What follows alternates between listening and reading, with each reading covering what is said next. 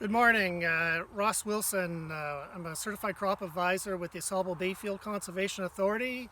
We're here at the farm of Laverne's Flynn's, and a neighbor of his helps out, Eric DeVlomic.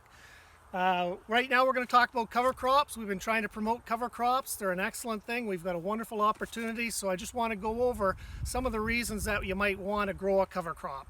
A lot of times now we're starting to call them service crops, and the idea is the cover crops is only one of the tasks that a cover crop might do.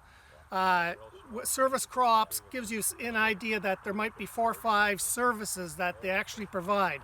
Why we call them cover crops is obviously you can see this field here. They're a beautiful cover. They'll hold it over winter, and it does a great job of it. So that's a real good thing for it to do.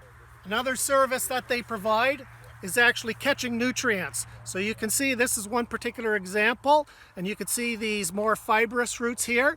They're some of the roots that will do some of the nutrient capture. So if there's excess nutrients at the end of the cropping year, or if you want to catch nutrients from manure, they'll stabilize it in the material.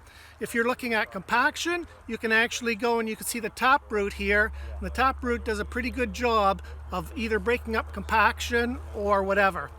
Other uses that you have for them is actually for a nurse crop. So when we're starting various of our other crops, if you grow this little nurse crop, and some vegetable crops are like that, it does a great job. So there's two other applications that you might have for it. The one is soil conditioning. So you can see this is a grass, and there's tons of little fibrous roots. Those fibrous roots do an excellent job of creating channels. Those channels go down into the soil, and then when they decay, they allow the water infiltration, the air movement down into the soils. The other thing is that they do for soil conditioning is all those roots have a little bit of root exudate. So this is a glue that the roots kind of push out into the outside, and what they're able to do is pick it up and soak it right up in.